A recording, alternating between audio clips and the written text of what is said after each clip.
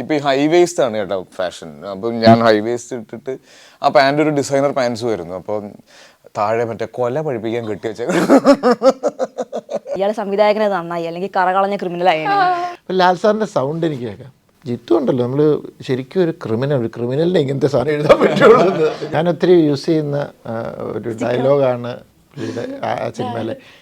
ചേട്ടന് വലിയ ധാരണയൊന്നുമില്ല. മിറാഷുമായി എനിക്കൊപ്പം ഉള്ളത് ജീത്തു ജോസഫ്, അപർണ ആൻഡ് ആസിഫ് ഖാൻ. ഹായ്, സ്വാഗതം. Thank you. വീണ്ടും വീണ്ടും എന്താ പറയുക, പുതിയ പടങ്ങളുമായിട്ട് കാണാൻ കിട്ടും, ഭയങ്കര സന്തോഷം.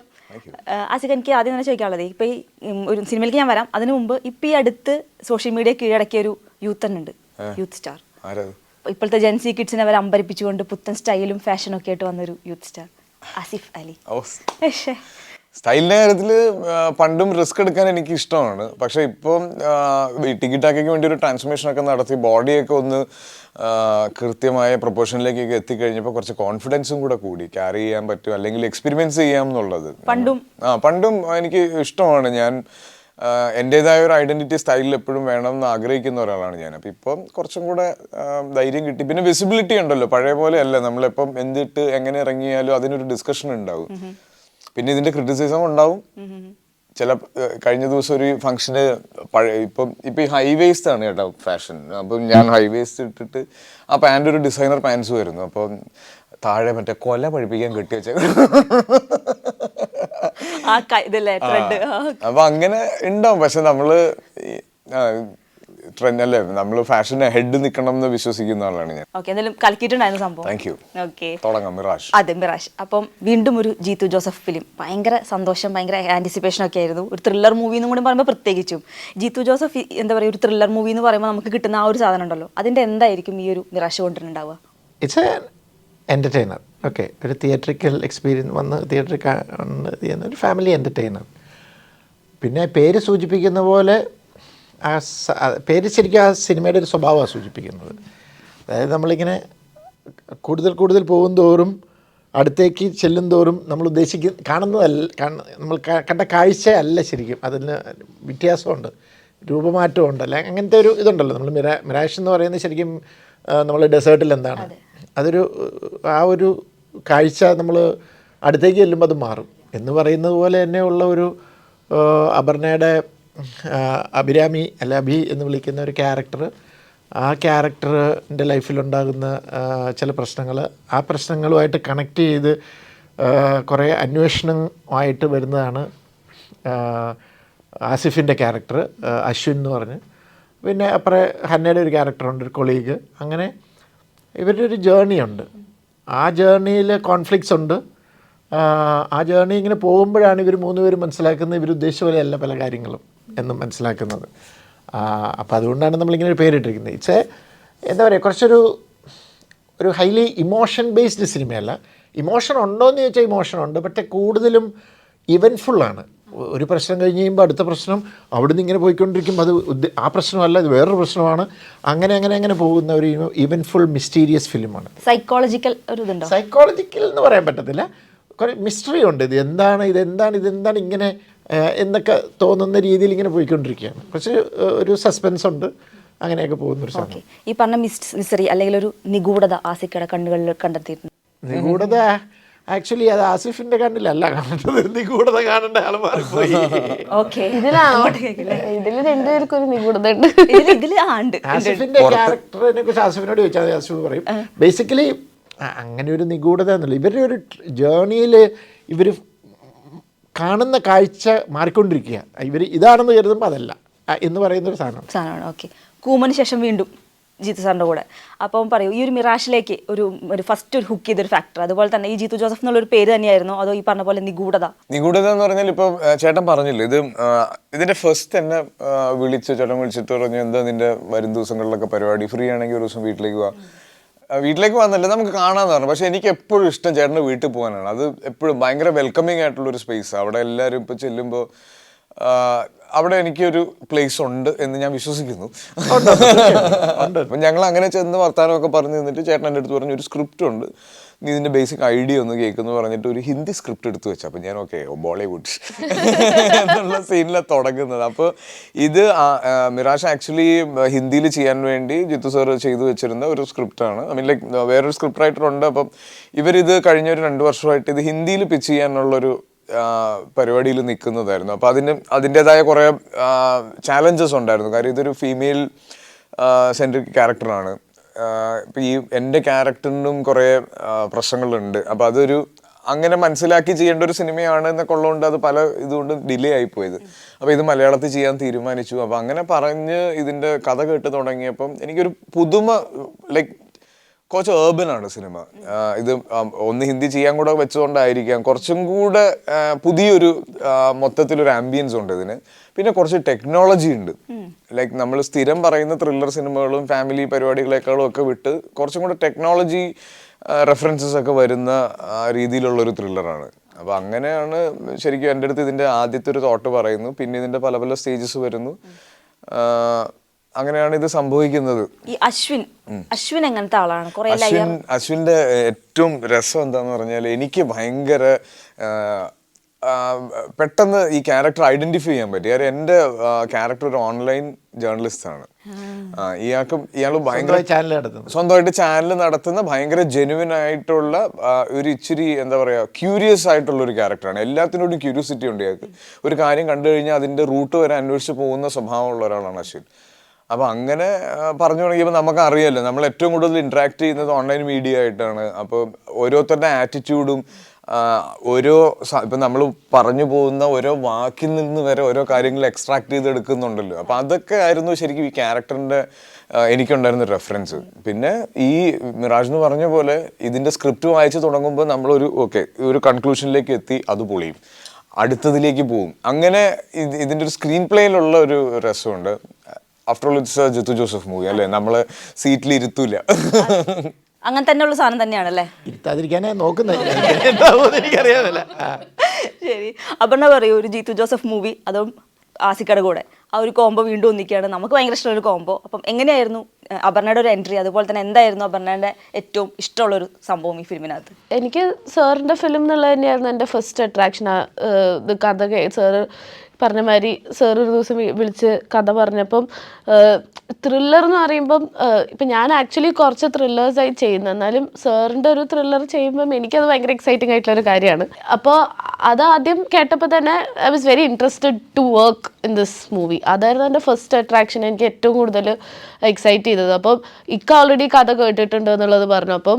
അപ്പോൾ ഒന്നും കൂടെ ഹാപ്പിയായി. ബിക്കോസ് എല്ലാ ടീമും നന്നായി നമുക്കറിയാം. ഇപ്പം ഞാൻ ജിത്തു സാറിൻ്റെ കൂടെ മുമ്പേ ഒരു സിനിമ ചെയ്തിട്ടുണ്ട്. അപ്പം രണ്ടുപേരെ എനിക്ക് നല്ലോണം അറിയാം. അപ്പം ഭയങ്കര കംഫർട്ട് ലെവലും ഉണ്ട്, എന്നാൽ നല്ല ഭയങ്കര ഈ പറഞ്ഞ മാതിരി ഈ പേര് പോലെ തന്നെയുള്ളൊരു കഥയാണ്. അത് എനിക്ക് തോന്നുന്നു സാറിന് മാത്രമേ അതിനെ അങ്ങനെ ലീഡ് ചെയ്യാൻ പറ്റുള്ളൂ. അപ്പോൾ അതുകൊണ്ട് എനിക്ക് ഭയങ്കര എക്സൈറ്റ്മെന്റ് വരുന്ന ഒരു പ്രോജക്റ്റ് തന്നെയാണ് ഇത്. അത് തന്നെയായിരുന്നു എൻ്റെ ഫസ്റ്റ് കമ്മിറ്റ് ചെയ്യാനുള്ള ഒരു എക്സൈറ്റ്മെന്റ്. ഇവരിലേക്ക് എത്തിച്ചേർന്നത് എങ്ങനെയായിരുന്നു? ഇവരെ മനസ്സിൽ കണ്ടു ചെയ്ത ഒരു സംഭവം തന്നെയായിരുന്നു? അല്ല, അത് പറഞ്ഞില്ലേ ഹിന്ദിയിൽ ചെയ്യാനിരുന്നതാണ്. മലയാളത്തിലേക്ക് കൊണ്ടുവന്നു കഴിഞ്ഞപ്പോൾ ഞാനിത് ആസിഫിനോട് സംസാരിച്ചു കഴിഞ്ഞു. അപ്പം ഞാനിങ്ങനെ ഒരു ഹാഫ് നിൽക്കുക. കാരണം ഇതിനെ സിനിമ റിലീസ് ചെയ്ത് കഴിഞ്ഞിട്ടാണ് എനിക്ക് ഇച്ചിരി ഇതായിട്ട് പറയാൻ പറ്റുമായിരുന്നു. അപ്പം ഞാൻ ആസിഫിൻ്റെ ഒരു ഡിസ്കസ് ചെയ്തിട്ട് ആസിഫിൻ്റെ റിപ്ലൈ അനുസരിച്ചിട്ട് വേണം 100% ഇത് ഫൈനലൈസ് ചെയ്യണോ മലയാളത്തിലേക്ക്. അപ്പോഴും ഇങ്ങനെയൊരു കൺഫ്യൂസ് സ്റ്റേജിലായിരുന്നു. അപ്പം ഞാനിത് ആസിഫിനെ വിളിച്ചു പറഞ്ഞു. ആസിഫിനോട് ചോദിച്ചു, ചേട്ടാ ആസിഫിൻ്റെ ഒരു പ്രത്യേകത എന്ന് വെച്ചാൽ കഥയും കാര്യങ്ങളും ചോദിച്ചു, ചേട്ടാ എൻ്റെ ഒരു സ്ക്രിപ്റ്റിങ്ങിൻ്റെ കാര്യങ്ങളൂടെ എങ്ങനെയാണെന്നൊന്ന് വായിക്കാൻ പറ്റിയായിരുന്നു, നല്ല ഒന്ന് ഡീറ്റെയിൽ ചെയ്ത് പറയാമോ എന്ന് ചോദിച്ചു. അപ്പോൾ ഇങ്ങനെയൊക്കെയാണ് ഇങ്ങനെയൊക്കെയാണ് കാര്യങ്ങൾ. അപ്പോൾ ഡീറ്റെയിൽ ചെയ്ത് കിട്ടിയപ്പം ആസിഫ് പറഞ്ഞു, ചേട്ടാ ഇത് കൊള്ളാം, നമുക്ക് ചെയ്യാം എന്ന് പറഞ്ഞു. അപ്പോൾ പിന്നെ നമ്മൾ നീക്കി കയറി. ഓക്കെ, ഇതിൻ്റെ ഒരു ഫസ്റ്റ് ലുക്ക് പോസ്റ്ററാണല്ലോ വന്നിട്ടുണ്ടായിരുന്നത്, മോഷൻ പോസ്റ്ററാണ് വന്നിട്ടുണ്ടായിരുന്നത്. അതിൻ്റെ മ്യൂസിക്കാണ് എടുത്ത് പറയുന്നത്. ഞങ്ങളിത് എപ്പോൾ കൂടി ഇരുന്ന് കേട്ടോണ്ടിരിക്കുന്നത്. ഭയങ്കര അടിപൊളിയായിട്ടുണ്ട്. ഭയങ്കര എന്താ പറയുക, എല്ലാവരും പറയുന്നത് ഭയങ്കര രസം കേട്ടിരിക്കാൻ വേണ്ടിയിട്ട്. മ്യൂസിക് ഞാൻ ശരിക്കും വെയിറ്റ് ചെയ്യുന്നത് ഇതിൻ്റെ ഒരു ടീസർ കട്ട് ചെയ്ത് വെച്ചിട്ടുണ്ട്. എനിക്ക് ഭയങ്കര ഇഷ്ടമുള്ള ഒരു ടീസറാണ്. ആ ടീസർ എന്നുള്ളൊരു ഷോട്ടാണിത്. അതും നല്ല രസമുള്ള, പിന്നെ ആ സിനിമയിൽ ഇനി വരാൻ പോകുന്ന കണ്ടന്റ്സ് എല്ലാം നല്ല പ്രോമിസിങ് ആയിട്ടുള്ളതാണ്. ഇപ്പം നമ്മൾ ഡബ് ചെയ്ത സമയത്തും ഒക്കെ ഓരോ സീൻസ് കാണുമ്പോഴും നമ്മൾ മനസ്സിൽ കണ്ടതിനേക്കാളും ഒക്കെ മുകളിലേക്ക് അത് പോയിട്ടുണ്ട്. പിന്നെ ഈ പറഞ്ഞ ഒരു ക്യൂരിയോസിറ്റി എപ്പോഴും ഈ ഓരോ സീൻസിലും ഉണ്ടാക്കിയിട്ടുണ്ട്. എങ്കിലും ജീത്തു ജോസഫ് എന്നുള്ള സംവിധായകനിൽ കണ്ട ഒരു സംഭവം എന്തായിരിക്കും പ്രത്യേകത എടുത്തു പറയാനായിട്ട്? ഈ സിനിമയുടെ അതായത് ഒരു ടോട്ടാലിറ്റി ഭയങ്കര ക്ലാരിറ്റിയാണ്. മൊത്തത്തിൽ ഈ സിനിമയെ പറ്റിയിട്ടും ക്യാരക്ടേഴ്സിനെ പറ്റിയിട്ടും എന്താണ് വേണ്ടതെന്നുള്ളത് കൃത്യമായിട്ട് അറിയാം. ഇപ്പം എനിക്ക് തോന്നുന്നു ചേട്ടൻ ദൃശ്യം ചെയ്യുമ്പോൾ പോലും ചേട്ടൻ്റെതായ ഒരു ഭയങ്കര സിമ്പിളായിട്ടുള്ള നരേഷനാണ്. നറേറ്റീവ് എപ്പോഴും വേണമെങ്കിൽ, അതായത് ഓഡിയന് ഏറ്റവും കൃത്യമായിട്ട് സിനിമ മനസ്സിലാവുക എന്നുള്ളതാണ്. വലിയ ഷോർട്ട് വെച്ചുള്ള ഗിമ്മിക്സും പരിപാടികളൊന്നും ജിത്തു സാർ മൂവികളിൽ ഉണ്ടാവാറില്ല. പക്ഷേ അതിൽ നിന്ന് മാറി നിന്നൊരു സിനിമ കൂമനാണ്. എനിക്ക് തോന്നുന്നു ടെക്നിക്കലി കുറെ കൂടെയൊക്കെ എക്സ്പെരിമെൻ്റ് ചെയ്ത സിനിമയായിരുന്നു കൂമൻ. കുറെ കൂടെ എക്യുപ്മെൻസും ഒക്കെ നമ്മൾ ചെയ്തിരുന്നു. ഇതിലേക്ക് വരുമ്പോൾ വേറൊരു ഫുൾ ഒരു ഇത് ബോളിവുഡിൽ ചെയ്യാൻ വെച്ചത് കൊണ്ടായിരിക്കാം കുറെ കൂടെ മാറ്റിയിട്ടാണ് ഇത് ചെയ്തിരുന്നത്. പിന്നെ ആ സ്പീഡ് അത് പറഞ്ഞേ പറ്റുള്ളൂ. കാര്യം നമ്മൾ ഇപ്പോൾ ഒരു ലൊക്കേഷനിൽ 5 ദിവസം ചാർട്ട് ചെയ്യുമ്പോഴും ഈ ചാർട്ട് ചെയ്യുന്ന അസോസിയേറ്റിന് പറയാൻ അഭിനയിക്കുന്നത് ഞങ്ങൾക്ക് കുറേ ഇത് 3 ദിവസത്തിൽ തീരും എന്നുള്ളത്. എന്നാൽ ഈ 3 ദിവസത്തിൽ ഇത് ഒരു അടിച്ചു തീർക്കലും അല്ല. ഇതിന് ഞാനിപ്പോ അതാ പറയാൻ വന്നത്. അതായത് നമുക്ക് ഈ രാവും പകലും മറ്റേ ടയർലെസ്ലി ഇത് തീർത്തേ പറ്റുമെന്ന് പറഞ്ഞിട്ട് നമ്മൾ വർക്ക് ചെയ്തിട്ടുണ്ട്. എന്നിട്ടും നമ്മൾ ഡേറ്റ്സ് കുറെ പോയിട്ടുണ്ട്. സത്യം പറഞ്ഞാൽ ഭയങ്കര റിലാക്സ്ഡ് ആയിട്ടാണ് നമ്മളിത് ഷൂട്ട് ചെയ്തിട്ടുള്ളത്. എന്നിട്ട് ഇടയിൽ ഒരു ബ്രേക്കും ഉണ്ടായിരുന്നു. എന്നിട്ടും നമ്മൾ പറഞ്ഞ ദിവസത്തിന് നേരത്തെ തീർത്തിട്ടുണ്ട്. അപ്പോൾ എനിക്ക് തോന്നുന്നു നമുക്ക് റിലാക്സ്ഡ് ആയി വർക്ക് ചെയ്താൽ if you have A good plan on what you are doing നല്ല വൃത്തിയിൽ നമുക്ക് തീർക്കാന്നുള്ള ഏറ്റവും വലിയ എക്സാമ്പിൾ ആണ് സാർ. ഇപ്പം ത്രില്ലറുകൾ ഒരുപാട് നമുക്ക് തന്നിട്ടുള്ളതല്ലേ. ഇപ്പം ജിത്തു സാർ സിനിമ കാണുമ്പോൾ ത്രില്ലർ മൂവി കാണുമ്പോൾ എങ്ങനെയെങ്കിലും ആയാലും അതിൻ്റെ ഒരു ക്ലൈമാക്സ് എപ്പോഴും പ്രെഡിക്റ്റ് ചെയ്യാന്നുള്ള ഒരു സംഭവം വരാറുണ്ട്. എപ്പോഴും പ്രെഡിക്റ്റ് ചെയ്യാൻ പറ്റത്തില്ല. എനിക്ക് കിട്ടാറുണ്ട്, മിക്കവാറും കിട്ടാറുണ്ട്.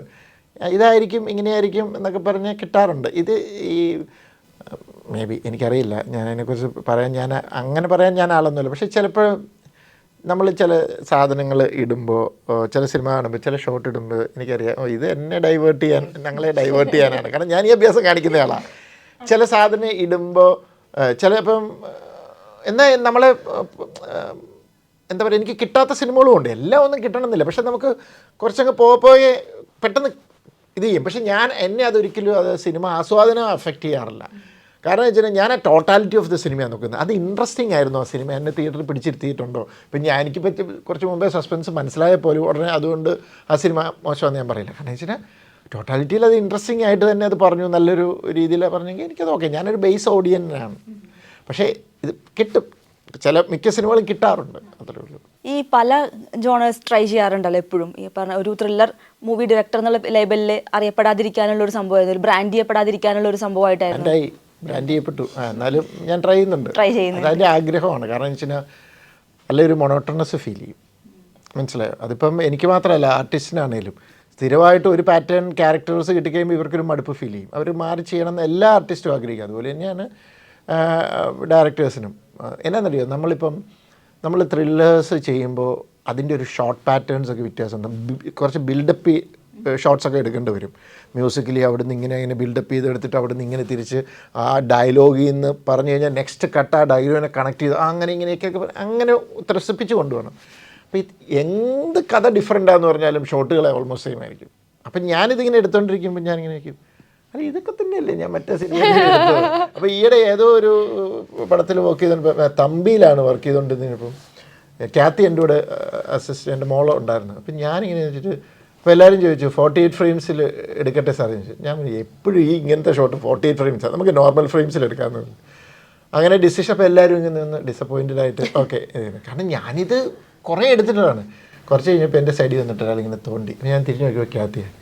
ഡാഡി അത് 48 ഫ്രെയിംസിൽ എടുക്കല്ലേ എന്നല്ല ചോദിച്ചു. മോളെ ഞാൻ ശരി, പക്ഷേ എത്ര എടുത്താലും അത് അങ്ങനെ കാണുമ്പോൾ ഒരു ഇമ്പാക്റ്റ് ഉണ്ട് ഡാഡി. അത് എത്ര ഡാഡി എടുത്താലും അത് അങ്ങനെ ഡാഡിക്കേ മടുപ്പുള്ളൂ, പ്രേക്ഷകനാ കുഴപ്പമില്ലെന്ന് പറഞ്ഞു. ഞാൻ ആണോ ഓക്കെ ശരി, എന്നാൽ 48 എടുത്തു.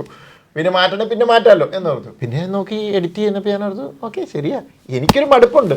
പക്ഷേ നമ്മൾ ഈ സിനിമകളിലെല്ലാം ഇതൊക്കെ 48 ഫ്രെയിംസ് ഒക്കെ എന്താ ബിൽഡപ്പ് ചെയ്യുന്നുണ്ട്. ഓക്കെ ഫൈൻ, അതാണ് ഈ പ്രശ്നം. അതേസമയം ഞങ്ങൾ വേറൊരു ഹ്യൂമർ സിനിമ ചെയ്യുമ്പോണ്ടല്ലോ ഇതൊന്നുമില്ല, ഇങ്ങനത്തെ വലിയ ബിൽഡപ്പ് ഒന്നും വേണ്ട, ചുമ്മാ പിള്ളകളി കളിക്കുന്ന പോലെ അങ്ങനെയൊക്കെ ഷൂട്ട് ചെയ്ത് പോകുന്നതിൻ്റെ ഒരു ഇതുണ്ട്. ഇപ്പോൾ പറഞ്ഞല്ലോ ബ്രാൻഡായി എന്ന് പറഞ്ഞല്ലോ. പക്ഷേ ഇപ്പം ജിത്തു സാർ ഇതുവരെ കേട്ടിട്ടില്ലല്ലോ വെച്ചിട്ട് ഏറ്റവും ഒരു വിയേർഡ് ആയിട്ടുള്ള ഒരു കമൻറ്റ് ഏതായിരിക്കും ഒരു ത്രില്ലർ മൂവി ഡയറക്ടർ എന്നുള്ള പേരിൽ? അല്ല വീടായിട്ടുള്ള കമ്പനി ഇയാൾ ഭയങ്കര ക്രിമിനലാന്ന് പറഞ്ഞു. അങ്ങനെയല്ല, ഇങ്ങനെയായിരിക്കും. ഇപ്പൊ ഞാൻ കേട്ടിട്ടില്ല, ഞാൻ നോട്ട് ചെയ്ത് വെച്ചുള്ള സാധനം, ഇയാൾ സംവിധായകനെ നന്നായി അല്ലെങ്കിൽ കറകളഞ്ഞ ക്രിമിനലായി. അങ്ങനെയൊക്കെ പറഞ്ഞു. അത് നമ്മളൊക്കെ തമാശക്ക് ലൊക്കേഷൻ പറയാറുണ്ട്. അല്ല ഇത് ഏറ്റവും വെച്ചാൽ ഞാൻ ദൃശ്യം 2 ഷൂട്ട് ചെയ്തോണ്ടിരിക്കുകയാണ്. എവിടെയാണ് നമ്മുടെ പുള്ളിയുണ്ട്, നമ്മുടെ അതിനകത്ത് IG ക്യാരക്ടർ ചെയ്ത നമ്മുടെ മുരളിഗോപിയുണ്ട്. അപ്പോൾ ലാൽ സാറും മുരളിഗോപിയുടെ അവിടെ എവിടെ ഇരിപ്പുണ്ട്. അപ്പോൾ ഞാനിവിടെ പുറത്തൊരു ഷോട്ട് എടുത്തുകൊണ്ടിരിക്കുക. അപ്പോൾ ലാൽ സാറിൻ്റെ സൗണ്ട് എനിക്ക് കേൾക്കാം. ജിത്തു ഉണ്ടല്ലോ, നമ്മൾ ശരിക്കും ഒരു ക്രിമിനലിനെ ഇങ്ങനത്തെ സാധനം എഴുതാൻ പറ്റുള്ളൂ. ഞാൻ കേട്ട് വെച്ചത് അങ്ങോട്ടും ഇങ്ങനെ ചെറുതായിട്ടൊന്ന് നോക്കി ജോക്ക് പോലെ പറഞ്ഞതാണ്. അപ്പോൾ ഇത് പലരും പറയുന്നുണ്ട് മേ ബി ആയിരിക്കാം. കാരണം ഞാൻ എല്ലാ മനുഷ്യരിലും ഒരു ആനിമൽ ഇൻസ്റ്റിങ്സും ഇതുമൊക്കെ ഉണ്ട്.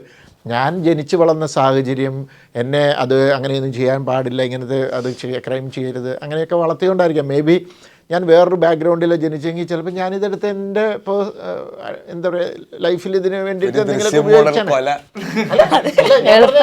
പറയാൻ പറ്റത്തില്ല, അത് പറയാൻ പറ്റത്തില്ല. ദൈവമേ. ഓക്കെ, ഞാൻ ഇങ്ങോട്ട് പോട്ടെ കുറച്ച്. ഇപ്പം ഞാൻ പറഞ്ഞിട്ടുണ്ട് അല്ല, ഇപ്പൊ ചില കേസിൽ നമ്മൾ പറയല്ലേ സൈക്കോ എന്ന് പറയല്ലേ, അവര് എന്നുവെച്ചാൽ അവരുടെ ജനിച്ചപ്പോഴേ അവരിലുണ്ടാകുന്ന ഒരു എന്താ പറയുക ഒരു ഡിസബിലിറ്റിയോ എന്താ പറയുക അങ്ങനെ ചിലപ്പോൾ എന്തെങ്കിലും ഒരു ഇതുകൊണ്ടായിരിക്കും അയാൾ അങ്ങനെ ചിന്തിക്കുന്നത്, ഒരു സൈക്കോ ഇതെന്ന് പറയുന്നത്. അപ്പോൾ നമ്മളൊക്കെ അങ്ങനെ ആകാത്ത ഭാഗ്യം, അത്രേ ഉള്ളൂ. ഇത് മറ്റേ റീലിലൊക്കെ വരുന്ന സമയത്ത് മ്യൂസിക് ഒക്കെ ഇട്ടിട്ടായിരിക്കും ഇയാളുടെ സൈക്കോ ഉണ്ടെന്ന് പറഞ്ഞിട്ടായിരിക്കും വരാൻ പോണേ ജിത്തു സാർ, എനിക്ക് ഉറപ്പാണ്. ആസിക, ഞാൻ ചോദിക്കട്ടെ, ഈ ഒരു അശ്വിൻ എത്രത്തോളം ചലഞ്ചിങ് ആയിരുന്നു ആസികയ്ക്ക്? അശ്വിൻ ഞാൻ പറഞ്ഞില്ലേ ഭയങ്കര റിലേറ്റബിൾ ആയിരുന്നു. കാര്യം നമ്മളിപ്പം പണ്ട് നമുക്ക് ഒരു നേരമായിരുന്നു നമ്മൾ ന്യൂസ് കാണുക, രാത്രി 7 മണിക്ക് അല്ലെങ്കിൽ 7:30 മണിക്ക് എന്തോ ഒരു ന്യൂസ് ടൈമിംഗ് ഉണ്ടായിരുന്നു. ആ ഒരു ടൈമിലാണ് നമ്മൾ ന്യൂസ് അപ്ഡേറ്റ് ചെയ്ത്. ഇപ്പം ഇന്ന് കേട്ട ന്യൂസിൻ്റെ ബാക്കി കാണണേ നാളെ വൈകുന്നേരം, അല്ലെങ്കിൽ അതിൻ്റെ അപ്ഡേറ്റ് അറിയാൻ നാളെ വൈകുന്നേരം ആകുമായിരുന്നു. ഇപ്പം അങ്ങനെയല്ല. ഇപ്പോൾ ഒരു ഇൻസിഡൻറ്റ് നടന്നു കഴിഞ്ഞാൽ അതിൻ്റെ എല്ലാ രീതിയിലുള്ള ഡെവലപ്മെൻറ്റ്സും നമുക്ക് അപ്ഡേറ്റ് ചെയ്തുകൊണ്ടേയിരിക്കും, നമ്മളെ നിർബന്ധിക്കും അത് ഫോളോ അപ്പ് ചെയ്യാനായിട്ട്. അപ്പോൾ അതിൽ വരുന്ന ജേർണലിസ്റ്റുകൾ, അവരുടെ ആറ്റിറ്റ്യൂഡ്, ഓരോരുത്തരും സ്പെഷ്യലൈസ് ചെയ്യുന്നത്, ഇപ്പം ലൈക്ക് സ്പോർട്സിൽ ചെയ്യുന്നവരും ക്രൈമിൽ ചെയ്യുന്നവരും തമ്മിലുള്ള വ്യത്യാസം ഉണ്ടല്ലോ. അപ്പോൾ അങ്ങനെയുള്ള ഡീറ്റെയിലിംഗ് ഒക്കെ നമുക്ക് ഭയങ്കര വിസിബിളാണ്. ഓരോരുത്തർ റിപ്പോർട്ട് ചെയ്യുന്ന രീതി, അവർ ഫോളോ അപ്പ് ചെയ്യുന്നത്. ഇപ്പം നമുക്ക് ഇൻവെസ്റ്റിഗേറ്റീവ് ജേർണലിസം എന്ന് പറയുന്നത് ഭയങ്കര ഹീറോയിക്കായിട്ട് മാറിക്കൊണ്ടിരിക്കുന്ന ഒരു സമയം കൂടിയാണ്. പോലീസ് പോലും എടുക്കാത്ത എഫേർട്ട് ഇട്ടിട്ട് ജേർണലിസ്റ്റുകൾ പല കാര്യങ്ങളും ചെയ്യുന്നൊരു സമയം. അപ്പോൾ അതുകൊണ്ടൊക്കെ തന്നെ അശ്വിൻ പറഞ്ഞപ്പോൾ എനിക്ക് റിലേറ്റ് ചെയ്യാൻ പറ്റിയതും ഇതൊരു സിനിമയ്ക്കുള്ള സ്പേസ് ഇതിൻ്റെ അല്ലെ ക്യാരക്ടറിൻ്റെ അകത്തൊരു ഐറ്റം ഉണ്ടെന്നൊക്കെ തോന്നിയത് ഇത്രയും അപ്ഡേറ്റഡ് ആയിട്ട് നിൽക്കുന്നത് കൊണ്ടായിരിക്കാം. പണ്ട് മഞ്ഞപ്പത്രം എന്ന് പറഞ്ഞുകൊണ്ടിരുന്നൊരു സ്വഭാവം ഉള്ള ഓൺലൈൻ മീഡിയാസ് ഇഷ്ടം പോലെയുണ്ട് നമ്മുടെ ചുറ്റും. അവർ പറയുന്നത് കേൾക്കാൻ താല്പര്യപ്പെടുന്ന ഒരു ഫാൻ ബേസ് വരെയുണ്ട്. അവരുടെ വേർഷൻ എന്താണെന്ന് അറിയാൻ, അല്ലെങ്കിൽ ഒരു മെയിൻ സ്ട്രീം മീഡിയ പറയാൻ ധൈര്യം കാണിക്കാത്തത് ചെയ്യുന്ന ഓൺലൈൻ ചാനൽസ് ഉണ്ട്. അപ്പം അവരുടെയൊക്കെ ഒരു പ്രസൻറ്റേഷൻ സ്റ്റൈലും ഒക്കെ നമ്മൾ കുറച്ച് കാര്യങ്ങളൊക്കെ ശ്രദ്ധിച്ചിട്ടുണ്ട്. പിന്നെ അതിൻ്റെ അകത്തൊരു ഇതിൻ്റെ ഒരു കേസ് നമ്മുടെ ഒരു ഇൻസിഡൻറ്റിലേക്ക് കയറി കഴിഞ്ഞാൽ പിന്നെ വേറെ പരിപാടികളൊന്നുമില്ല. ഇതിൻ്റെ ഒരു ഡെവലപ്മെൻ്റാണ്, ഇതിൻ്റെ ഒരു ഇൻവെസ്റ്റിഗേഷനാണ് പോകുന്നത്. അപ്പം അതിനകത്ത് വലിയൊരു ആറ്റിറ്റ്യൂഡും സ്റ്റൈലും അങ്ങനെയൊന്നും അല്ല. പക്ഷെ ഒരു എന്തുകൊണ്ടാണ് ഇത് ചെയ്യുന്നത്, ഇതിൻ്റെ പേർപ്പസ് എന്താണെന്നുള്ളത് മനസ്സിലാക്കിയിട്ടുണ്ട്. അപ്പുവിൻ്റെ കൂടെ വീണ്ടും ഒരു ഫിലിം വരികയാണ്. അപ്പു എന്നുള്ള ഒരു നടിയെ എങ്ങനെയാണ് ആസിക നോക്കി കാണുന്നത്? എന്താണ് അപ്പുവിൻ്റെ ഏറ്റവും വലിയൊരു സ്ട്രെങ്ത്? അപ്പുവിൻ്റെ കൂടെ വർക്ക് ചെയ്യാനുള്ള കംഫർട്ട് തന്നെയാണ്. ഇപ്പം നമുക്ക് ഇപ്പം ഞാൻ ഇപ്പം ഇത്രയും വർഷം ഇത്രയും സിനിമകൾ ചെയ്ത് ഒരുപാട് ആക്ടേഴ്സിൻ്റെ കൂടെ ചെയ്തിട്ടുണ്ട്. ചില ആളുകൾ നമ്മളെ ഭയങ്കരമായിട്ട് ബോദർ ചെയ്യാറുണ്ട്, ഇവരുടെ ആറ്റിറ്റ്യൂഡ്.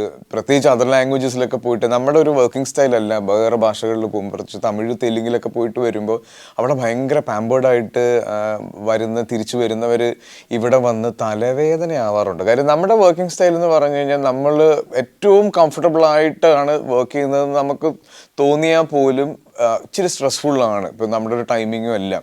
അപ്പോൾ അവിടെ പോയി 6 hours വർക്ക് ചെയ്ത് 6 to 6 കോൾ ഷീറ്റിൽ വർക്ക് ചെയ്ത് ഇന്ന് ഫുൾ ഡേ എടുത്തു, നൈറ്റ് ഒരു സീനും കൂടെ ഉണ്ടെന്ന് പറയുന്നു, അസിസ്റ്റൻസിൻ്റെ എണ്ണം കൂടുന്നു എന്നൊക്കെ പറഞ്ഞുള്ള പ്രശ്നമുണ്ട്. പക്ഷെ അങ്ങനെ ഒന്നും ഇപ്പം നമുക്ക് ആർക്കും, നമ്മുടെ ടീമിൽ ആർക്കും അങ്ങനെ ഒരു ബുദ്ധിമുട്ട് ഉണ്ടായിട്ടില്ല.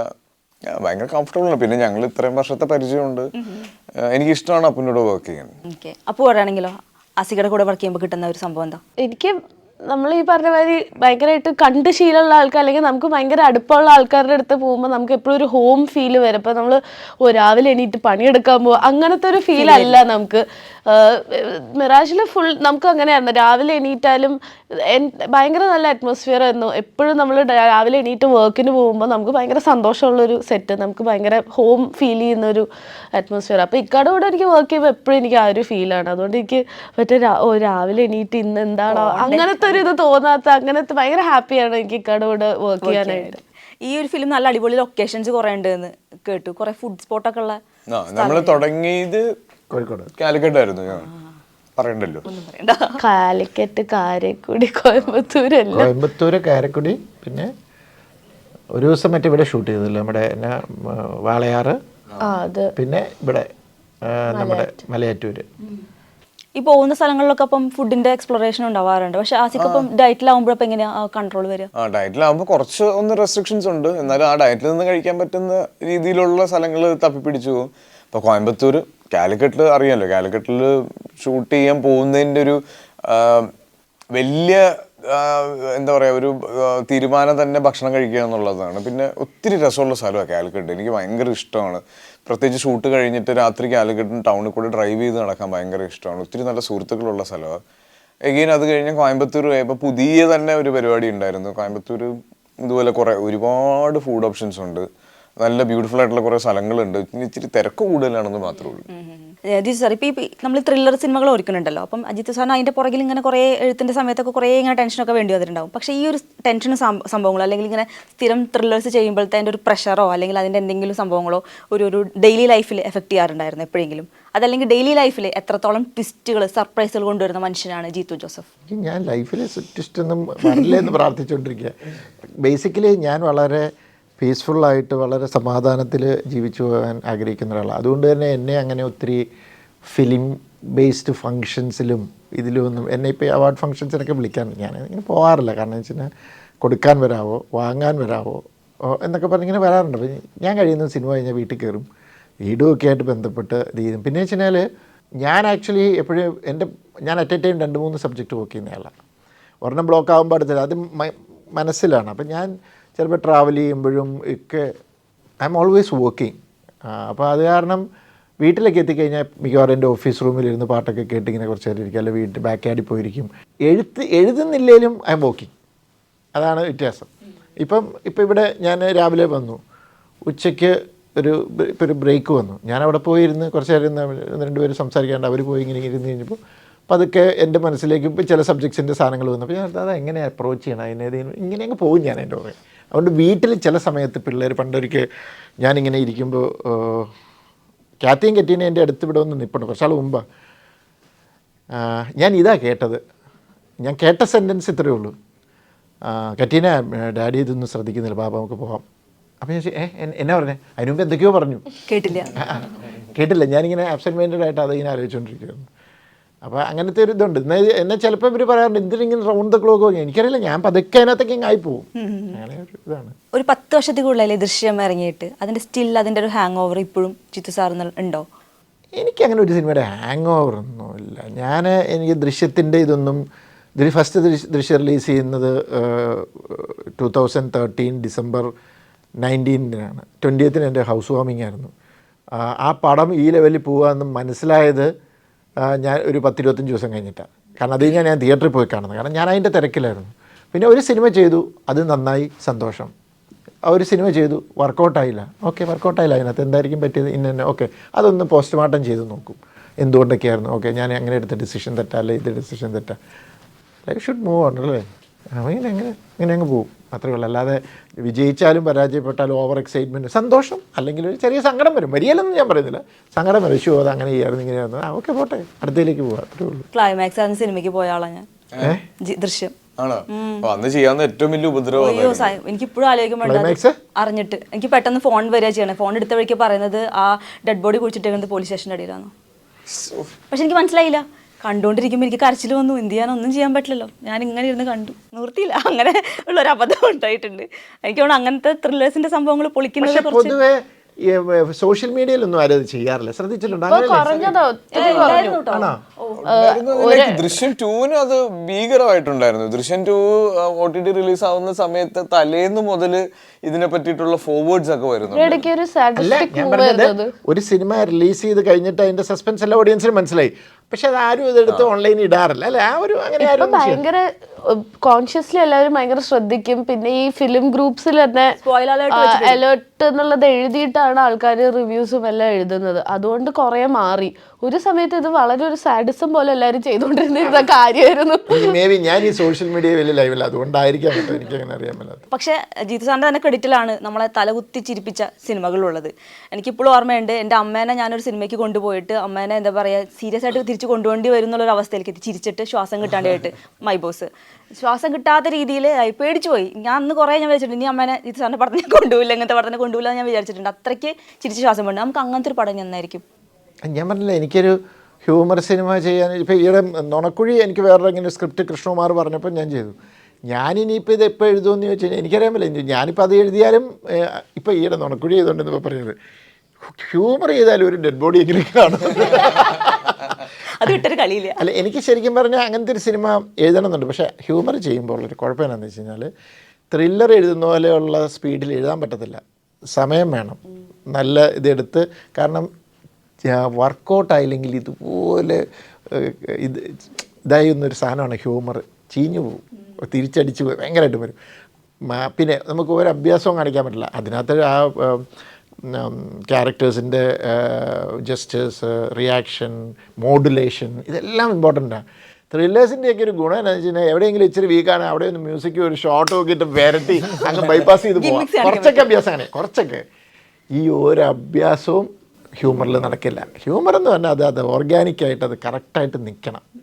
വർക്കൗട്ട്. അതെ, ഞാൻ നേരത്തെ ചോദിച്ചല്ലോ ഇതിൻ്റെ മ്യൂസിക്കിൻ്റെ കേസ് ചോദിച്ചല്ലോ. അപ്പം ആ ഒരു മ്യൂസിക് എത്രത്തോളം സിനിമയിൽ വന്നിട്ടുണ്ട്, അല്ലെങ്കിൽ എത്രത്തോളം അത് നമുക്ക് ത്രില്ലർ എലമെന്റ് കൊടുക്കാൻ പറ്റിയിട്ടുണ്ട് ആ ഒരു മ്യൂസിക്കിന്? അല്ല ആ ഒരു മ്യൂസിക് എന്നല്ല എൻ്റെ സിനിമയിൽ ഞാനെപ്പോഴും ചെയ്യുന്നത് വെച്ചാൽ എൻ്റെ ഒരു ഇപ്പോൾ എൻ്റെ വീടിൻ്റെ അവിടെ തന്നെ ഗസ്റ്റ് ഹൗസ് ഉണ്ട്, അവിടെ ആ മ്യൂസിക് ഡയറക്ടർ ഇരിക്കുന്നത്. അപ്പോൾ ഞാനങ്ങ് മെമ്മറീസ് തൊട്ട് ഞാൻ സ്ക്രിപ്റ്റ് കൊടുത്തിട്ട് തീംസ് ഉണ്ടാക്കും.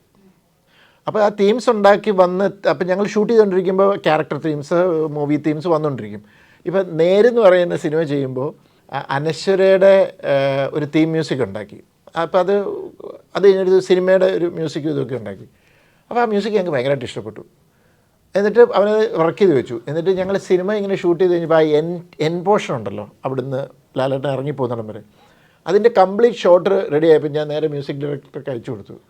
ഒരു 5 മിനിറ്റ് കഴിഞ്ഞപ്പോൾ അവന് തിരിച്ച് അതേപോലെ വിത്ത് മ്യൂസിക് കിട്ടും. ഞങ്ങൾ വിത്ത് മ്യൂസിക് ലൊക്കേഷനിൽ ഇരുന്ന് കാണുവാണ്.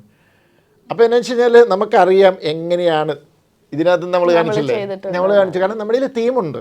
അപ്പോൾ ഇതിനകത്തൊരു പോർഷൻ ഉണ്ട്, ടുവേർഡ്സ് എൻഡിൽ ഒരു സീക്വൻസ് ഉണ്ട്. അപ്പോൾ ഞങ്ങളത് ഇട്ടിട്ട് കാണിച്ചു കൊടുത്തു. അപ്പം നമുക്കത് കാണുമ്പോൾ ഓക്കെ ഇറ്റ്സ് വർക്കിംഗ്, ഈ മൂഡ് കിട്ടുന്നുണ്ട് എന്ന് പറഞ്ഞു. അപ്പോൾ അങ്ങനെ നേരത്തെ അതുകൊണ്ടാണ് എനിക്ക് എൻ്റെതായ ഒരു മ്യൂസിക് ഡയറക്ടറും അങ്ങനത്തെ ടീമൊക്കെ വെച്ചിട്ടുണ്ട്. നേരത്തെ ഇരുന്ന് മ്യൂസിക് ചെയ്യണം, അത് കറക്റ്റ് ചെയ്ത് ക്യാരക്ടർ തീം, ഫിലിമിന് സെപ്പറേറ്റ് തീം അങ്ങനെയൊക്കെ ഉണ്ടാക്കണം. അപ്പോൾ അങ്ങനെ ഒരു പരിപാടികളിങ്ങനെ നടക്കുന്നുണ്ട്.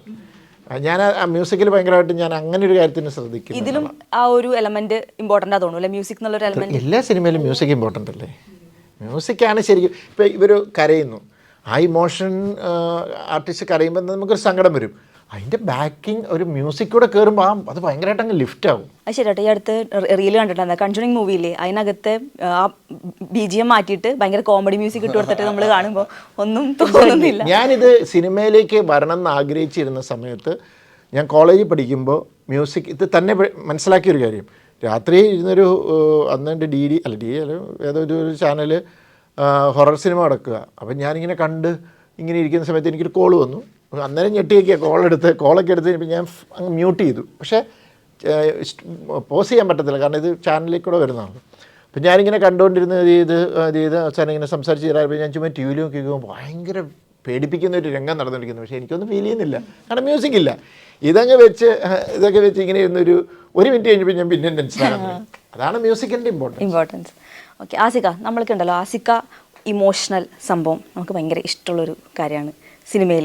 ആസിക ഇമോഷൻ ചെയ്യുമ്പോൾ നമുക്ക് അത്രയും ടച്ച് ആവാനുള്ള റീസൺ എന്തായിരിക്കും? അത് ഡയറക്ടേഴ്സ് തന്നെയാണ്. അവർ ഇപ്പം ഓരോ ഷോട്ട് കഴിയുമ്പോഴും അതിലെന്തൊക്കെ കറക്റ്റ് ചെയ്യണം, എന്തൊക്കെ കൂട്ടണം കുറയ്ക്കണം എന്നൊക്കെ ഉള്ളത് കൃത്യമായിട്ട് ഗൈഡ് ചെയ്ത് തരുന്നതുകൊണ്ടാണ്. ഇപ്പം ഈ പറയുന്ന സീക്വൻസസിലെല്ലാം എന്നെ കൃത്യമായി ഗൈഡ് ചെയ്തത് കൊണ്ടാണ് എനിക്ക് അങ്ങനെ പെർഫോം ചെയ്യാൻ പറ്റിയിട്ടുള്ളത്. ഇപ്പം ഞാനാണ് ഇത് മതി, ഇത് ഓക്കെ ആണ് എന്ന് ഞാൻ സ്വയം വിശ്വസിച്ച് കഴിഞ്ഞാൽ ചിലപ്പോൾ ഇങ്ങനെ ഒരു റെഫറൻസ് പോലും എന്നെ പറ്റി ഉണ്ടാവില്ലായിരിക്കും. എത്ര ഇവരെ ഉദ്ദേശിക്കുന്ന രീതിയിൽ എത്രത്തോളം എങ്ങനെ എടുക്കണോ അത്രയും സഹകരിക്കാൻ ഞാൻ, അത്രയും എഫേർട്ട് ഇടാൻ ഞാൻ റെഡിയാണ്. അത് മാത്രം എൻ്റെ ഒരു ക്രെഡിറ്റ് ആയിട്ട് എനിക്ക് തോന്നിയിട്ടുള്ളൂ. ബാക്കിയെല്ലാം ഇപ്പം ഇത് വേറെ ഓപ്പോസിറ്റ് ആയിട്ടുള്ളൊരു സംവിധായകൻ്റെ കൂടെയാണെങ്കിൽ ചിലപ്പോൾ ഇതൊന്നും ശ്രദ്ധിക്കപ്പെട്ടില്ലെന്ന് തന്നെ വരാം. എപ്പോഴും ഞാൻ പറയുന്നത് എൻ്റെ എന്ത് പെർഫോമൻസിനെ പറ്റി പറഞ്ഞാലും അതിൻ്റെ ക്രെഡിറ്റ്സ് എൻ്റെ ടീമിനുള്ളതാണ്. അവർ തരുന്ന ബാക്കപ്പും ആ ഒരു സ്പേസുമാണ്. പിന്നെ ഈ ഫസ്റ്റ് ടേക്ക് ഓക്കെ എന്ന് പറഞ്ഞൊരു മാജിക് ഇല്ല, അങ്ങനത്തെ ഒരു പരിപാടിയിൽ ഞാൻ വിശ്വസിക്കുന്നില്ല. എന്നെ കൊണ്ട് ചെയ്യാൻ പറ്റുമെന്ന് അവർക്ക് തോന്നുവാണ്.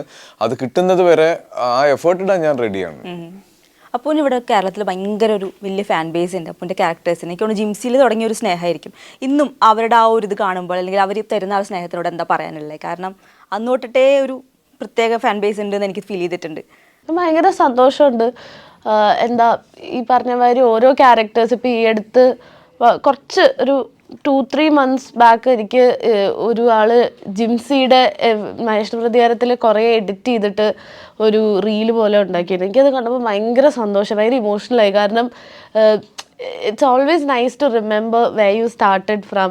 ഞാൻ ഭയങ്കര അൺഎക്സ്പെക്റ്റഡ് ആയിട്ട് എൻ്റെ ഉണ്ണിമായ ചേച്ചി എൻ്റെ ടീച്ചർ ആയതുകൊണ്ടാണ് ഞാൻ സത്യം പറഞ്ഞാൽ മഹേഷ് പ്രതികാരത്തിലേക്ക് എത്തുന്നത്, ഓഡീഷനൊക്കെ അറ്റൻഡ് ചെയ്യുന്നത്. അല്ലെങ്കിൽ ഞാൻ ഒരിക്കലും അറിയില്ലായിരുന്നു അങ്ങനെ ഒരു സംഭവം നടക്കുന്നതേ എനിക്ക് അറിയില്ലായിരുന്നു. അപ്പോൾ എനിക്ക് ഭയങ്കര ഇഷ്ടമുള്ളൊരു കാര്യം അത് എപ്പോഴും ലുക്ക് ബാക്ക് ചെയ്യുന്നതും എപ്പോഴും അത് ഓർക്കുന്നതും എല്ലാം ഭയങ്കര സന്തോഷമുള്ള കാര്യം. അപ്പോൾ ഇപ്പോഴും ഈ അടുത്ത് അങ്ങനെ ഒരു റീല് കണ്ടപ്പോൾ ഞാൻ ആലോചിച്ചു, ഭയങ്കര ഹാപ്പിയായി ഞാനത് കണ്ടപ്പോൾ.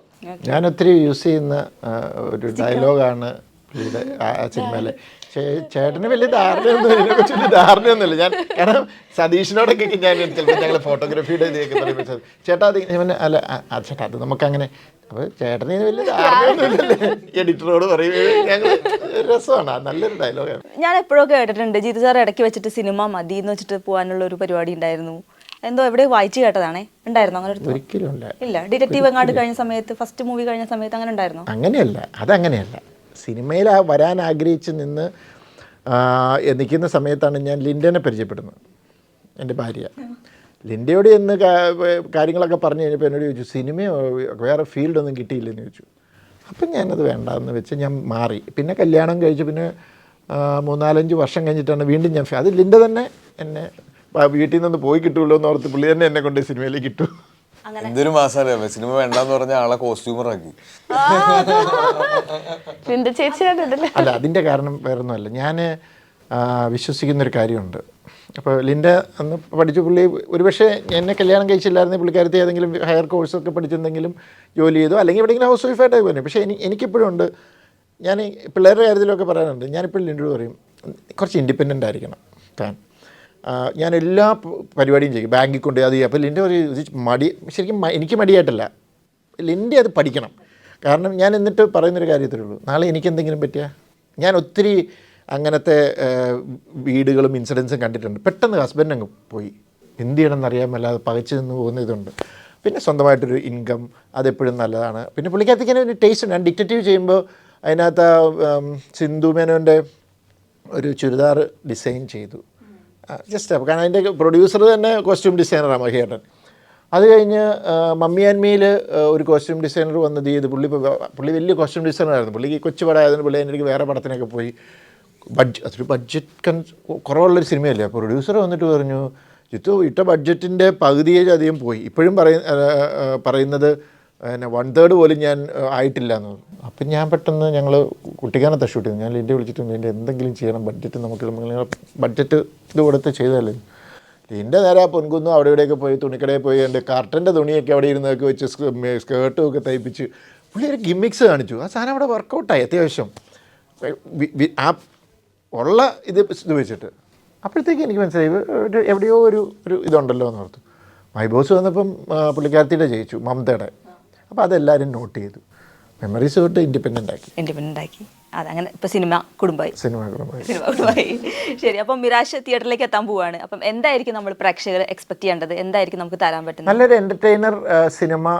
വലിയ എന്താ പറയുക, അമിത അവകാശവാദങ്ങളൊന്നും ഞങ്ങൾക്കില്ല. അതുകൊണ്ട് അമിത പ്രതീക്ഷയിലും വരണ്ട. പക്ഷെ നല്ലൊരു എൻ്റർടൈനറാണ് എന്ന് ഞങ്ങൾ വിശ്വസിക്കുന്നു. നിങ്ങൾ വന്ന നല്ലൊരു മിസ്റ്ററി മൂവി അല്ലൊരു ത്രില്ലർ കൈൻഡ് ഓഫ് സിനിമ നിങ്ങൾക്ക് കാണാം. ഈ ഒരു എഡ്ജ് ഓഫ് ദ സീറ്റ് സാധനം തന്നെ നമുക്ക് കിട്ടും. എൻഗേജിങ് ആയിരിക്കും, എല്ലാവർക്കും ഒരു ക്യൂരിയോസിറ്റി ഉണ്ടാവും. എഡ്ജ് ഓഫ് ദ സീറ്റിൽ ഇരുന്നാൽ എഡ്ജ് ഓഫ് ദ സീറ്റിലേക്ക് പോകാം. അതാ നിങ്ങൾ ഇരിക്കണം, ഇച്ചിരി ഫ്രണ്ടിലേക്ക് ഇരിക്കണം. പക്ഷെ അല്ലാണ്ട് കുറച്ച് നല്ല എൻഗേജിങ് ആയിട്ട് കുറച്ച് ക്യൂരിയോസിറ്റി ഒക്കെ തോന്നുന്ന, എന്താ അടുത്തത്, എന്തുകൊണ്ട് ഇതിങ്ങനെ സംഭവിച്ചതെന്നൊക്കെ തോന്നുന്ന ഒരു ഫിലിം തന്നെയാണ്. ഒറ്റ കാര്യം കൊണ്ട് സാറേ, നമുക്ക് ദൃശ്യം 3യുടെ ഒരു അപ്ഡേറ്റും കൂടെ തന്നിട്ട് എന്താണ് ഇപ്പം അതിൻ്റെ ഒരു സിറ്റുവേഷൻ, എങ്ങനെയാണ്? എഴുതിക്കൊണ്ടിരിക്കുകയാണ് ശരിക്കും. സാറ് പറഞ്ഞിട്ടുണ്ട് ക്ലൈമാക്സ് മനസ്സിലുണ്ട്, അതിന്റെ അത് നടുക്കിട്ട് പണ്ടേ ഉണ്ടായിരുന്നു. ഞാൻ ഇപ്പൊ ബാക്കി മീൻസ് ഒരു പ്രഷർ ഉണ്ടോ അപ്പൊ സാറിന് ഈ പറഞ്ഞ പോലെ രണ്ടെണ്ണം ഇങ്ങനെ ഇത്രയും നമ്മൾ ഒരു ബെഞ്ച് മാർക്ക് ക്രിയേറ്റ് ചെയ്ത് വെച്ച കാരണം കൊണ്ട് ഒരു ഉറപ്പായിട്ടുണ്ടല്ലോ, ഉറപ്പായിട്ടുണ്ട്.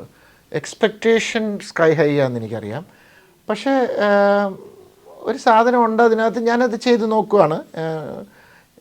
ഫസ്റ്റ് ചെയ്ത് കഴിഞ്ഞ സെക്കൻഡ് പ്ലാനില്ലായിരുന്നു. സെക്കൻഡ് പ്ലാൻ വന്ന് ഞാൻ വന്നപ്പോൾ പിള്ളേരും വലിയൻ്റെയൊക്കെ പറഞ്ഞു ഇത് വേണോ വേണ്ട. ഞാൻ എന്നെ എഴുതി നോക്കട്ടെ, എന്നിട്ട് ഓക്കെ ആണെങ്കിൽ അല്ലെങ്കിൽ വേണ്ട വിട്ട് കളഞ്ഞേക്കാന്ന് പറഞ്ഞു. എഴുതി കഴിഞ്ഞപ്പോൾ എന്നോട് പിള്ളേർ വന്നിട്ട് പറഞ്ഞു, ഡാഡി ഇതൊരു നല്ല സിനിമയാണ്. ഇപ്പോൾ എത്ര ഓടുമെന്ന് ഡാഡി പറഞ്ഞ പോലെ നമുക്കാർക്കും അറിയില്ല, പക്ഷേ ഇതൊരു നല്ല സിനിമയാണ്, ധൈര്യമായിട്ട് ചെയ്യാമെന്ന് ഞാൻ ചെയ്തു. ഇത് വന്നു കഴിഞ്ഞപ്പം ഞാൻ ഇതിപ്പം നിലവിൽ 3-4 പേർക്ക് എൻ്റെ ഫുൾ കഥ അറിയാവുള്ളൂ. പിള്ളേർക്കും എൻ്റെ ഫാമിലിയിലും പിന്നെ എൻ്റെ ഒരു ഫ്രണ്ടിനും പിന്നെ ഇതെൻ്റെ സ്ക്രിപ്റ്റ് ടൈപ്പ് ചെയ്യുന്ന എൻ്റെ ഒരു ഫ്രണ്ടുണ്ട്. ഞങ്ങൾ ഇത്രയും പേർക്കാണ് സിനിമ അറിയാവുന്നത്. അപ്പോൾ അവരോട് ചോദിച്ചപ്പോൾ അവർ പറഞ്ഞു ഇതൊരു നല്ല സിനിമയാണ്, പക്ഷേ ആൾക്കാർ വേറെ ലെവലിലൊക്കെ പ്രതീക്ഷ വന്ന് എനിക്കറിയാൻ പറ്റില്ല. ഞാൻ ആ ചാൻസ് എടുക്കുകയാണ്. ഓക്കെ, അപ്പൊ എന്തായാലും അതിന് നമ്മൾ വെയിറ്റിംഗ് ആണ്. അതിനു മുമ്പ് നമുക്ക് ഏറ്റവും ഇഷ്ടപ്പെട്ട നമുക്ക് ഏറ്റവും ഇഷ്ടപ്പെട്ട ടീമാണ് മുമ്പിലിരിക്കുന്നത്. എനിക്ക് തോന്നുന്നു കാണാൻ ആഗ്രഹിക്കുന്ന ഒരു ടീം എന്ന് തന്നെ പറയാനുണ്ട്. എനിക്ക് ആസിക്കയുടെ മൂവി കാണാൻ ഭയങ്കര ഇഷ്ടമാണ്, അപ്പൂൻ്റെ മൂവി എനിക്ക് അത് ഭയങ്കര ഇഷ്ടമാണ്, ജിത്തു സാറിനെ പിന്നെ പറയാൻ വേണ്ട ഭയങ്കര ഇഷ്ടമാണ്. അപ്പോൾ നമുക്ക് ഇഷ്ടമുള്ള ഒരു കോംബോ ഒന്നിക്കുമ്പോഴത്തെ ഒരു സംഭവം നമുക്കുണ്ട്. എനിക്ക് തോന്നുന്നു ഫസ്റ്റ് ലുക്ക് പോസ്റ്റിന് താഴെ വരെ ആ ഒരു സ്നേഹം അല്ലെങ്കിൽ ആ ഒരു സംഭവം കാണാനുണ്ട്. അപ്പോൾ അത് തന്നെ ഞങ്ങൾക്ക് തിയേറ്ററിൽ കിട്ടട്ടെ. എല്ലാ ആശംസകളും. വീണ്ടും ഈ കോംബോയിൽ നിന്ന് ഇനിയും ധാരാളം പടങ്ങൾ സംഭവിക്കട്ടെ. എല്ലാ ആശംസകളും. Thank you.